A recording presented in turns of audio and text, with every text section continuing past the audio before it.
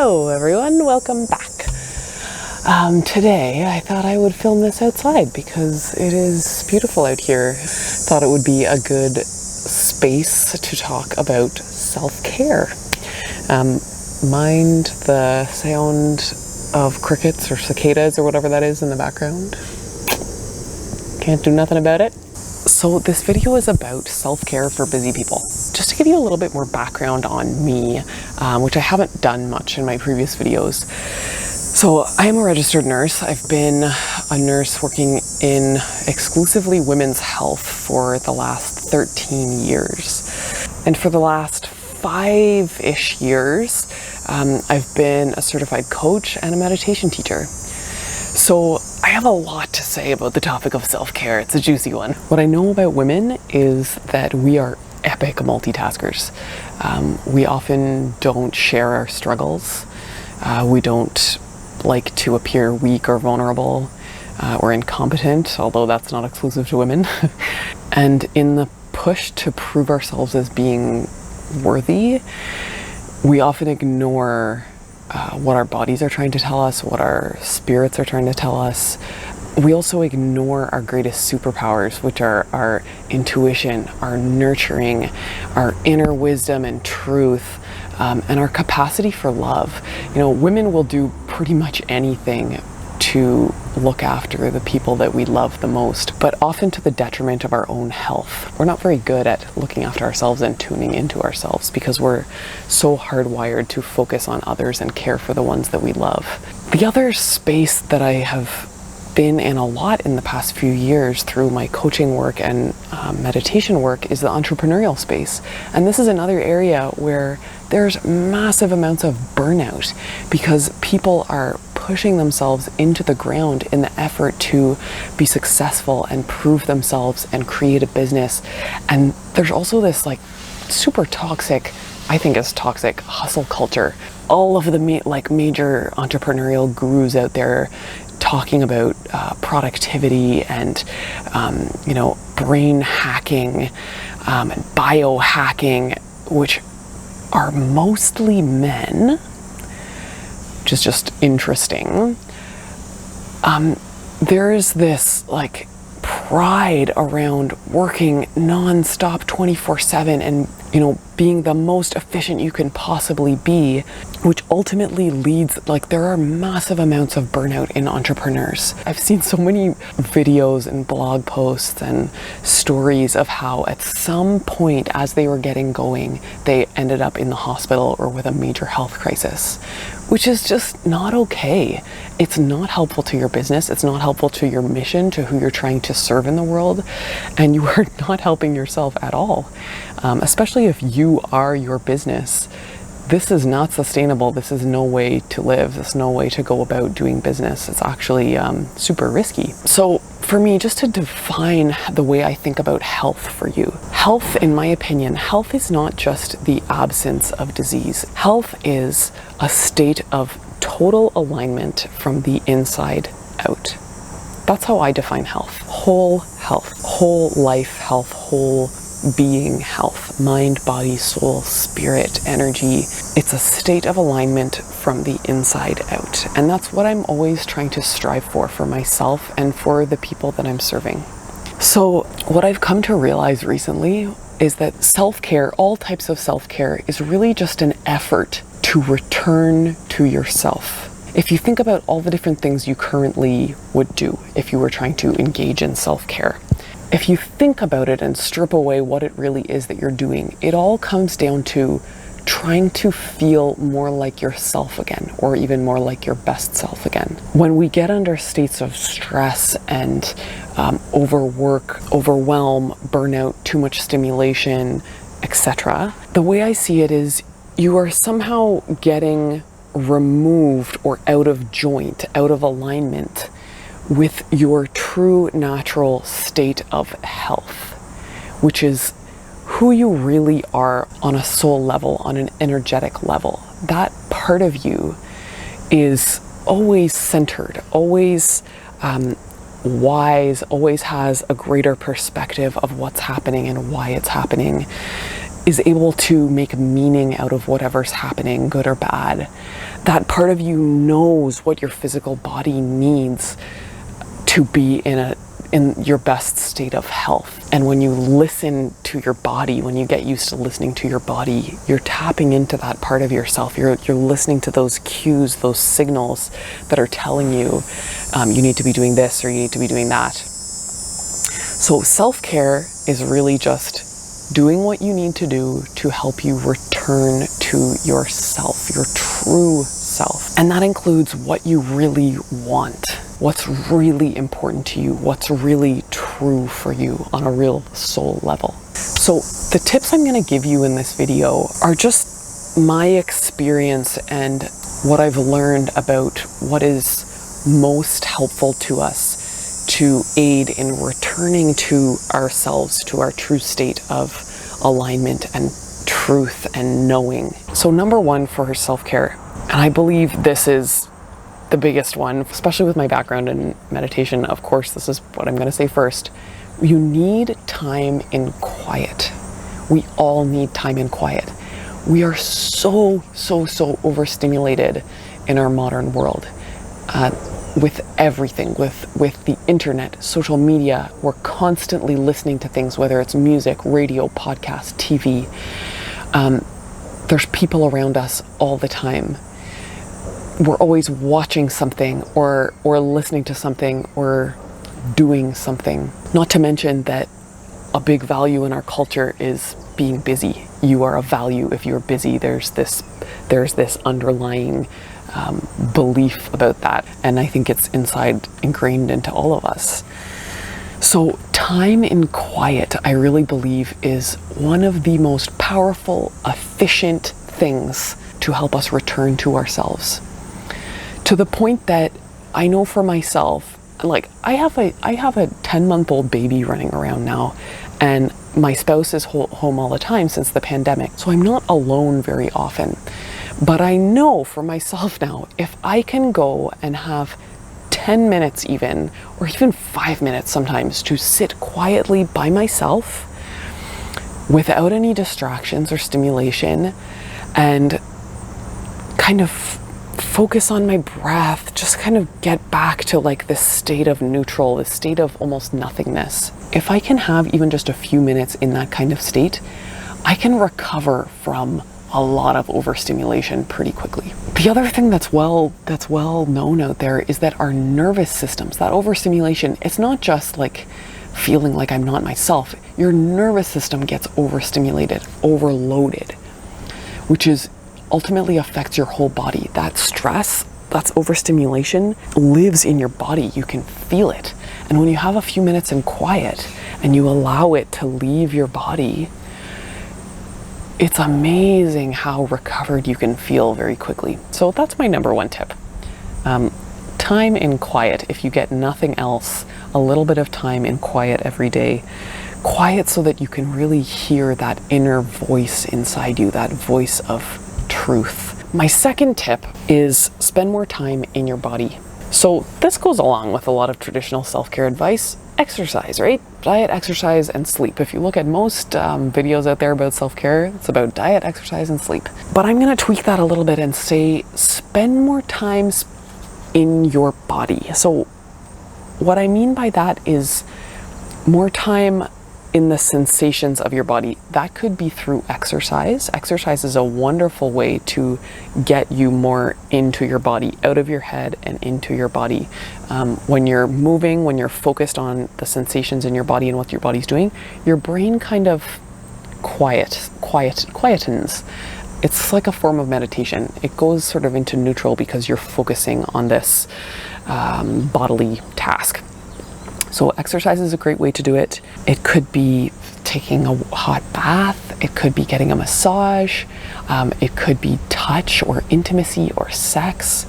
It could be stretching your body, gentle stretching. It could be getting up and dancing to your favorite song. All of these things put us more in our bodies. You could also do a form of meditation where you're focusing on the sensations in your body, like a body scan. That's also a great way to get into your body, to spend more time in your body. Another reason why this is important is because when you spend more time in your body, you're recovering to your whole self, not just your mental self or your emotional self. You're recovering to your whole self. Think of it like your primal self. Your primal self very much lives in the body, and we need to recover to that space. We're not evolved enough to handle so much stimulation with little movement and little energy flow in the body, which is what we get these days sitting at our desks. Our bodies still need that primal movement, that primal flow of energy with less thought. There's a reason why we're all so anxious in these days. Our bodies we're not used to spending so much time in our heads and out of our bodies. Evolutionarily, I don't think we're there yet to be able to accommodate that.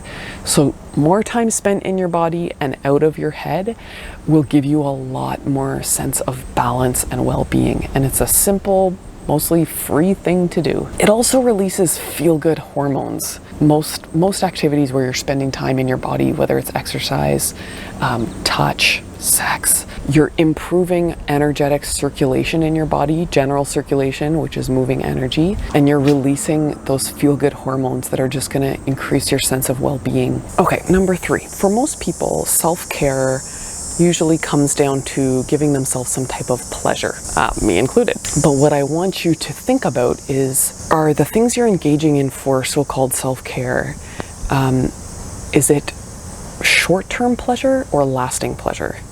Is it real deep self-care or is it escapism? It is different from person to person, but sometimes I know for myself, in the moment I think, I need to do something for myself right now.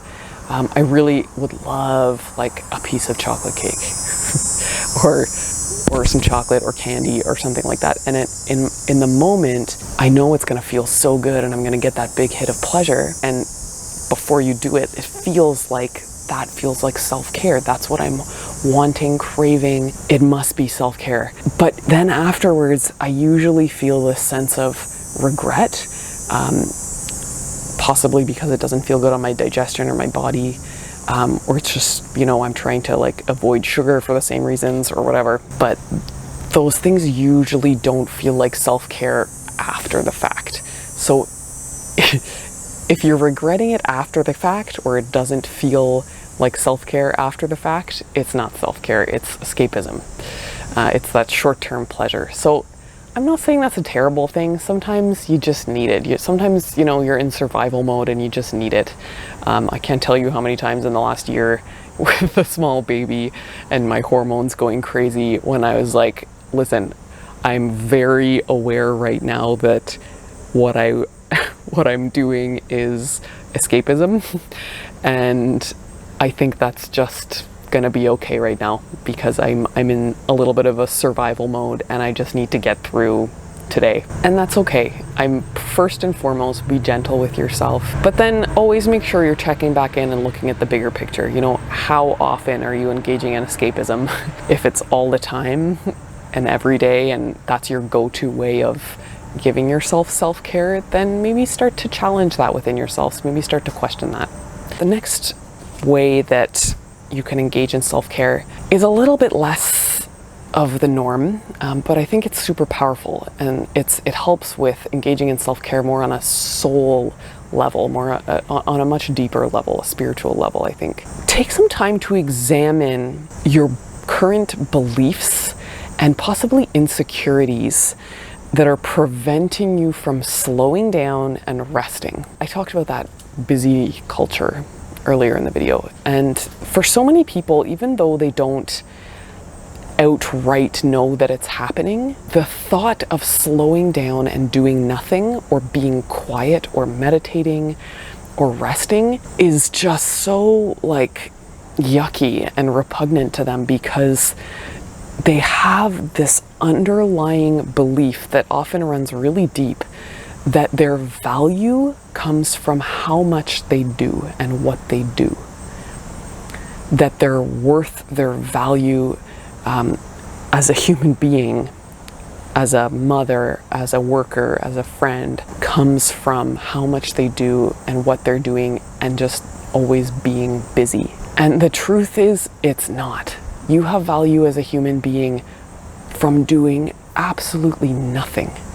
You are worthy just from existing, just from being there. You have worth, you have value, you are full of love, you are deserving of love, you are emanating and receiving energy, you are a sentient being. You don't need to be doing anything to be that being. So take some time and just examine your underlying beliefs around busyness, around resting, and see what that feels like. Are you someone that absolutely squirms when they have to be quiet and listen to their own thoughts? Can you go for an hour in quiet with no music or radio or stimulation? If you can't, I encourage you to challenge that within yourself. Why? Why can't you? Why doesn't it feel good? Are there underlying feelings or energy or emotion that you just don't want to face when you're quiet? And if that's the case, maybe it's time to go there so that you don't have to be afraid of it anymore. Because time in rest and time in quiet is the most beautiful, valuable, self-loving thing that you can do for yourself. And you're missing out. I think you're missing out if you're not able to do that. So that's my invitation to you. The next thing, which is also sort of on a soul level, spend some time visioning for yourself. Sometimes we get worn out and drained because we're not letting ourselves hope and think about the future and get excited and plan. Sometimes we don't go there because we don't think that change is possible for us or that another option is not possible for us. And our souls kind of start to shrivel up and die when we don't let ourselves evolve. We need that. We need that as human beings. We need that as spiritual beings. We need to constantly be in a state of evolution. It's just in our nature. So if you deny that to yourself and never look to the future, never look into your soul and think about the vision that you have for yourself, what you want on a really deep level, you are self-denying something really special.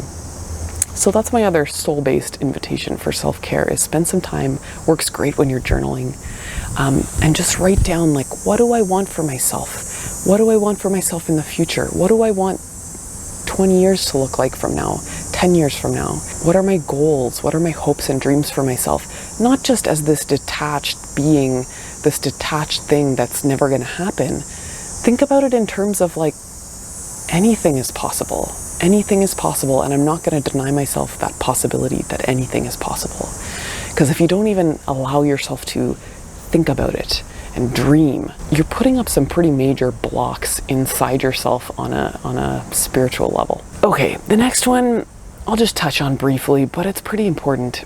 How often do you ask for help? Especially when you're feeling crappy. Do you ask for help? Do you reach out and tell people, I'm not feeling great, I need X? Or do you isolate and shrivel into yourself and not reach out and kind of close off more when you're in that state? When you isolate, it's kind of another way of not asking for help. And we need that community. It's, again, as human beings, we need community. We need to reach out to people. We can't do it all alone, and we shouldn't have to. You know, other people want to help. They want to feel like they're needed. They want to feel like they can lend a hand, like they can love, like they can be generous, empathic. It makes us feel good to help others. So don't feel like you're doing others a service by not unloading your burden on them. You're actually burdening them by isolating yourself. So just reflect on that. How often do I ask for help? How often do I let others in on what I'm going through? And asking for help could also be like, how often do I help myself by making life a little easier? If I don't have time to cook good meals for myself, how often what if I ordered meal prep or, ready meals or meal kits to be delivered to make life just a little bit easier for a few days a week? That kind of thing, outsource things that you don't have time to do, but that would be really good for your self-care. Get a cleaning lady to come in once a week or once a month. Costs what, $50 to $100 for a few hours? to feel fantastic in your home and have a clear, uncluttered space, that's totally worth it. But most people deny themselves that pleasure because they think they need to do it all themselves, and it's just not true. That also goes along with my next point, which, where am I unconsciously punishing myself or self-denying? It's all kind of under the same umbrella, but it's a really valuable thing to reflect on. The last two things I'm going to touch on are more well-known, but they're really important, and they're simple things that you can do every day to make you feel wonderful, to make you feel like you're living your best life and you're happy and fulfilled. The first one is appreciate the simple pleasures in life and create more simple pleasures in life. That could be like really savoring a good cup of tea or coffee. I'm doing it right now. Like, don't just rush through things and do it while you're doing a million other things. Do things that are gonna engage your senses. Make things more sensual for yourself. Have more sensual experiences. Create more pleasure. Savor it.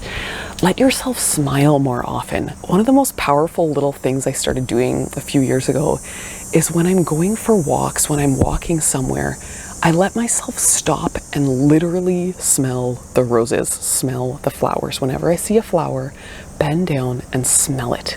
Like, every flower has a really unique, different scent.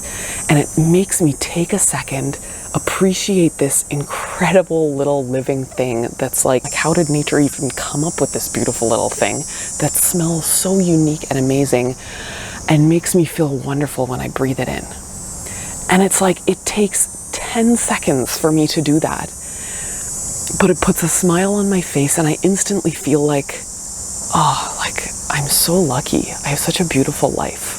That's the feeling it leaves me with. And the more you do it, the more you do it. The more you notice those little flowers, the more you take the time to smell the flowers. It doesn't take anything out of your day. It doesn't cost anything, but it's gonna make you feel like you're living your best life. It's kind of ridiculous. And the last thing that I'm gonna mention is a gratitude practice. Now, this is like the biggest buzzword on the planet these days, gratitude, gratitude, gratitude. But it is for a reason. Gratitude is one of the most powerful things you can do in your life to create better health for yourself, to decrease your stress, to make you feel like you're living your best life, to make you return to yourself, to your true nature. Our true nature is one of gratitude and well-being. It's not one of stress and overwhelm and paranoia. That's not our true nature. That's not how we're born. That's not how we're meant to be. That's not usually the state that we are in on our deathbed. Our true nature is one of greater perspective, of wisdom, of seeing the bigger picture, of knowing that the little stressors don't matter. So a gratitude practice can be as simple as, like I mentioned a minute ago, appreciating things in your daily life, like a warm drink, or smelling the flowers, or just smiling for no reason, finding more reasons to smile. It could be every morning writing out a list of 10 things that you're grateful for that morning and forcing yourself to think in that way. It actually changes your brain. It could be affirmations. Sometimes I fall asleep listening to affirmations, like from YouTube. Just type in affirmations for sleep, or affirmations for self-love, or whatever. I am affirmations. I am loving. I am worthy. I am strong. I am powerful. I am beautiful, whatever. The more you say things like that, the more you affirm who you really are on a deep level, who you want to be, the more you will become that. It's like dress for the job you want. We all know that works, right? You dress for the job you want. Eventually you start to embody that. Other people start to see you that way. You start doing things that are more in line with that person. It's the same thing. Start talking the way you want to be. Start changing your beliefs to be the way you want to be, and you will become that person. All right, I think that's it for my self-care tips. I hope this was helpful. I would love to know what out of all that, what stands out the most for you, and where you need to engage more in self-care in your life. I would love to know that. Please subscribe to my channel and hit that like button and comment down below. The more you engage with my videos, the more YouTube knows that it's a good video and they're going to push it out to more people. And the more people that I can reach, the better. That's the whole point. It's the whole point of what I'm doing. So have a great week and take care of yourself. And I'll see you in the next video. Mwah.